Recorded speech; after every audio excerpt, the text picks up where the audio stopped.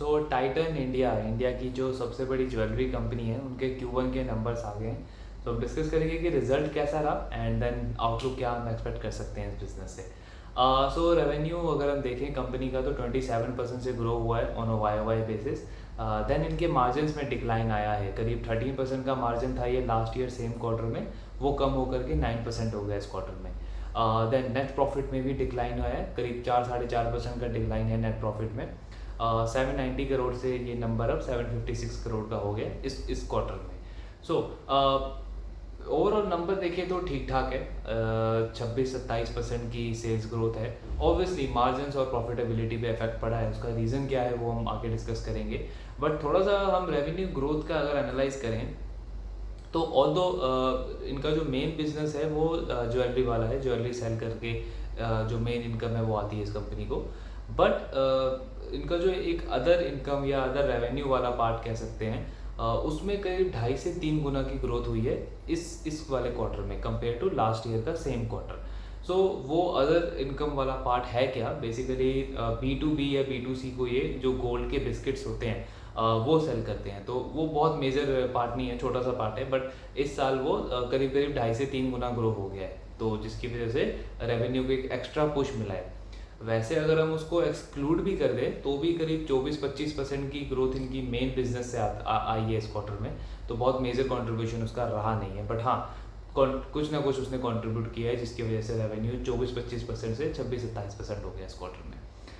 Then margins और profitability पे hit हुआ है कंपनी को, तो उसका दो सबसे बड़े रीज़न है उसके।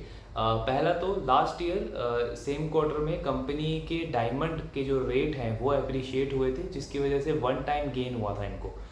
तो उसकी वजह से इनका जो लास्ट क्वार्टर का बेस है वो थोड़ा सा बड़ा हो गया था, और उसको क्योंकि वो डायमंड वाला गेन इस क्वार्टर में कंटिन्यू है नहीं, तो जब हम उसको कंपेयर कर रहे हैं लास्ट क्वार्टर में जो बड़ा बेस था, तो वो नंबर हमें थोड़ा सा कम दिख रहा है वहाँ पे ग्रोथ वाइज।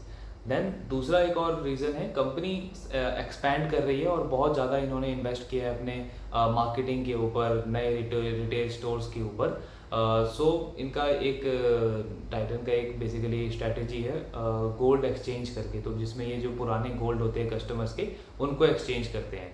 उससे होता क्या है, बेसिकली इनकी कंपनी की ब्रांड की अवेयरनेस बढ़ती है, कंज्यूमर इनके साथ कनेक्टेड रहता है, कुछ भी नया ऑफर कल को आएगा तो ये कंज्यूमर्स को ईजिली अपने पास अट्रैक्ट कर सकते हैं। तो ये इनको हेल्प करता है न्यू कस्टमर एक्विजिशन में।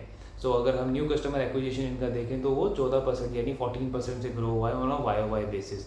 तो एक रिटेल बेस्ड कंपनी के लिए जो अपने ब्रांड के थ्रू मेनली सेल करती है, उनके लिए नए कस्टमर एक्वायर करना बहुत ज़्यादा इंपॉर्टेंट है। और ऑब्वियसली आपको पुराने कस्टमर को रिटेन तो करना ही है, एंड वो टाइटन जैसी कंपनी, तनिष्क जैसा ब्रांड वो करने में सक्सेसफुल रहा है इतने सालों से।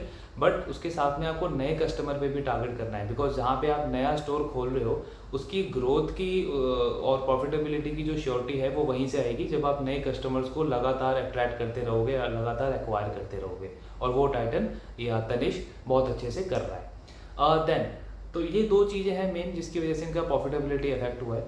इसके अलावा अगर हम सेगमेंट वाइज देखें तो इनका मेजॉरिटी ऑफ रेवेन्यू यानी करीब 88 से 89% रेवेन्यू जो है वो इनका तनिष्क से ही आता है, तनिष्क जो ब्रांड है ज्वेलरी वाला।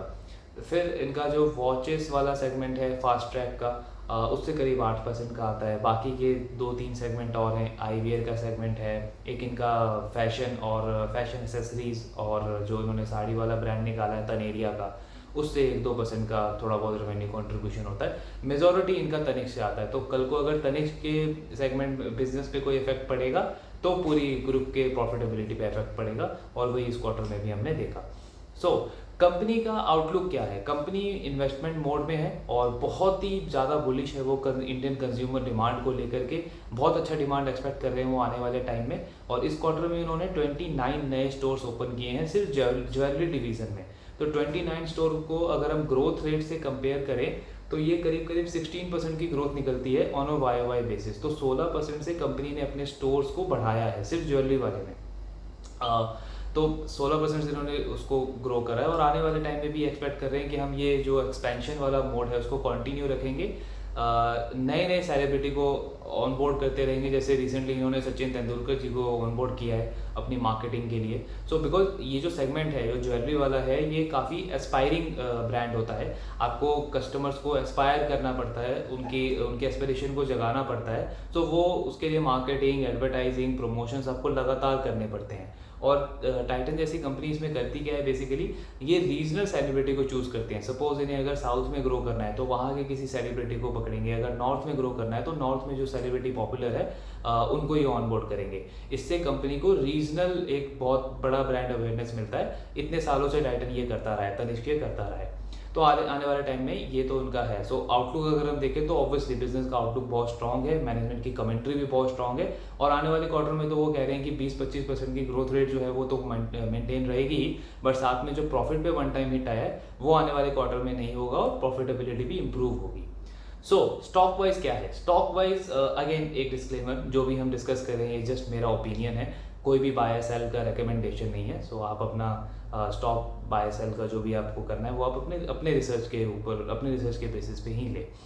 देन तो टाइटल का अगर आप वैल्यूएशन देखोगे करीब तो 80-85 के आसपास का वैल्यूएशन है। एंड वो वैलिड है बिकॉज निफ्टी में आपको कोई ऐसा नॉन फाइनेंशियल बिजनेस नहीं मिलेगा जो 20-25% से लगातार ग्रो कर रहा है। निफ्टी 50 यानी इंडिया की सबसे बड़ी 50 कंपनी, और टाइटन इकलौता ऐसी कंपनी उसमें जो कंसिस्टेंटली 20-25% की ग्रोथ रेट डिलीवर कर रहा है। तो ऑब्वियसली जब कोई बिजनेस इतनी ज़्यादा ग्रोथ दिखा रहा है तो मेजॉरिटी जो पैसा है वो उसी बिजनेस की तरफ अट्रैक्ट होगा। और इसका रीज़न है कि उसके वैल्यूएशन कभी भी आपको 40-50 के पी के मल्टीपल भी मिलेंगे भी नहीं। बट हैविंग सेड दैट, अगर इन्वेस्टमेंट पॉइंट ऑफ व्यू से देखें तो आई मीन मुझे नहीं लगता कि बहुत अच्छा वैल्यूएशन ये डिलीवर कर सकता है, बहुत अच्छा वैल्यू डिलीवर कर सकता है ये इन्वेस्टर्स के लिए आने वाले कुछ टाइम में, बिकॉज इसका वैल्यूएशन बहुत ज़्यादा हाई है। ऑब्वियसली ग्रोथ है बट वैल्यूएशन बहुत ज़्यादा हाई है। सो ये ओवरऑल एनालिसिस था हमारा टाइटन के ऊपर। इन केस अगर आपको कोई भी डाउट हो so let me know in the comment box. Thank you very much.